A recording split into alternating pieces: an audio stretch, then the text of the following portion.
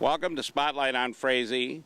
I'm your host, Hank Ludke, and I'm here today with Donnell Shipman. Hi, Donnell. Hi, how you doing? Let me shake your hand here. It's a beautiful, windy day here in Frazee. And we're here to talk about the second annual Tyler Shipman Memorial Car Show. Yes, we're having it July 30th this year. It's part of Turkey Days. It's going to start at 10 o'clock with registration, and trophies will be at 3 o'clock. And the registration fee is $10, and all of our money raised this year goes to the Tyler Shipman Memorial Scholarship at Frazee High School. So that's pretty exciting.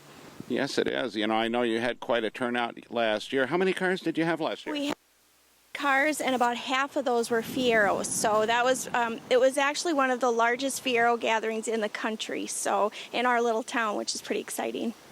No, I agree with you on that, and because I know they're just gorgeous to see them, you know, and it's such an unusual car. You know, it's the only mid-engine that's been built in this country for commercial use.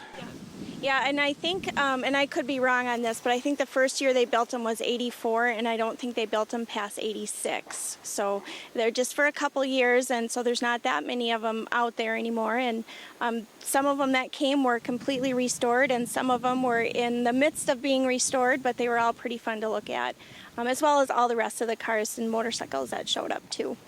What was the furthest person that came for the show?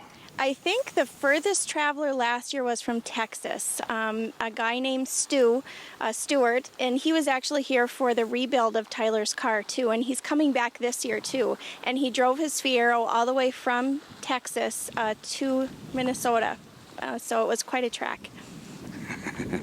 Yeah, you know, because you never know with an older car what's going to happen between here and Texas. That's a long ways. No, and they did...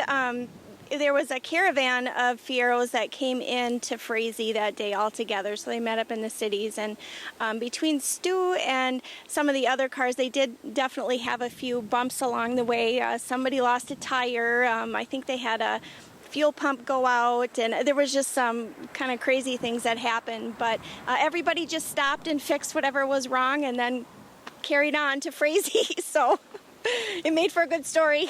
Well, you know, and that's one thing when they're traveling together. It helps because a lot of them, you know, I saw your article in the paper about a mecha chick. Oh, yeah. Chick mechanic or chick mechanic. Mechanic, yeah. Yeah, and so that's what you've become now. I have gotten my hands dirty a little bit working on cars. I got my own Fiero last fall, so my husband's been trying to teach me how to do some little things. I can change my oil now, so that's pretty exciting. Only took me 40 years to learn that, so I kind of think Tyler'd be laughing at me if he was here, but yeah, it's been fun. Well, and I know that I'm familiar with the car somewhat. You know, when I first saw them come out, I thought Lotus had put out a new version of the Europa because they're very similar in design with the mid-engine system. So. Yeah, it's definitely a neat little unique car for sure. So you people out in TV3 land, think about coming to Frazee on July 30th. It'll be during Turkey Days, and coming and seeing this tremendous car show. You're talking about maybe 125 people this year? I'm hoping for a bigger turnout, and we're doing a little more advertising this year, and just to let everybody know for sure that it's not just about Fieros, it's about any car. It doesn't have to be a certain year, it doesn't have to be a classic, it can be just whatever you like, a motorcycle. We even have a gentleman who built a custom teardrop camper to pull behind his Fiero this year, and he's putting that in the car show, so if it's got wheels, it's welcome. We used to call the Fieros rubber Indians, you know, because the old Pontiac logo was an Indian head. Oh, yeah. Oh, that's funny. Yeah, but everybody's welcome. Well, we appreciate you being on the program, Donnell, and we wish you the best of luck with your car show. Thank you so much. And we'll catch you in just a minute with another segment of Spotlight on Frazee. Welcome back to Spotlight on Frazee. I'm your host, Hank Ludke, and I'm here today with Kevin Letzo from Toad River Technology. Hi, Kev. Hi. Hi, Hank. You know, and Kevin is part of our business incubator here that is part of M-State in Detroit Lakes. And this part of the program is sponsored by the Frazee EDA in M-State. So now, tell us a little bit about Toad River Technologies, Kevin.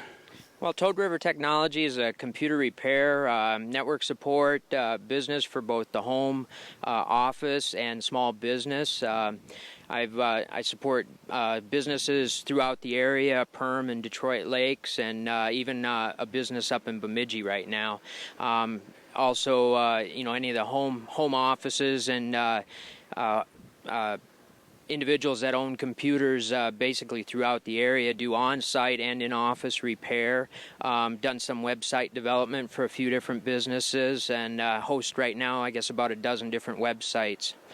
So I think that's pretty much the core of what I do.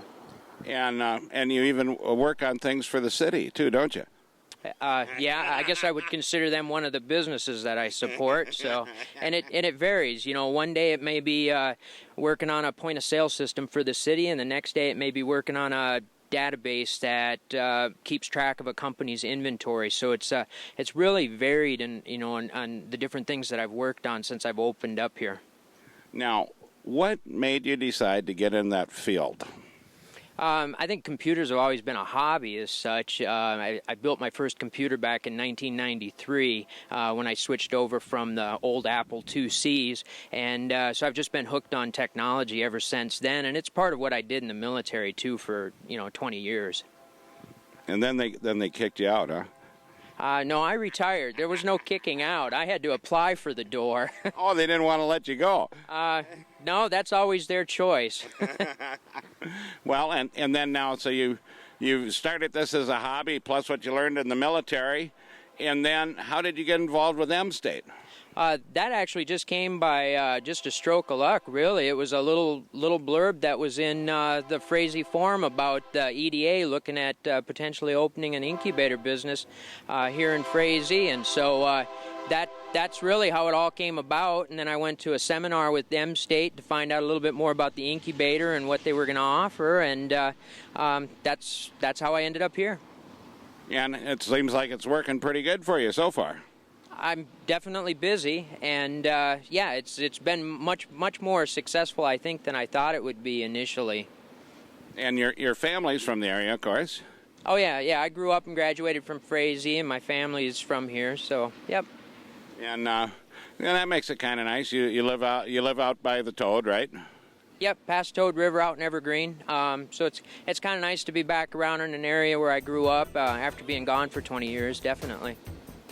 Nice country out there, up in the hills, and rivers, and a few lakes here and there. Little trout fishing, and some good deer hunting too.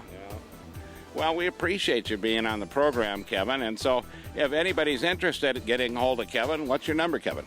My office phone is always with me. It's 218-841-7245.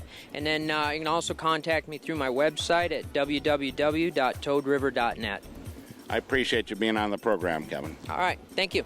And we'll be talking to you next week on Spotlight on Frazee. So pet the dog, hug the kids, give the wife a kiss, and wave at the neighbors, and have a good day.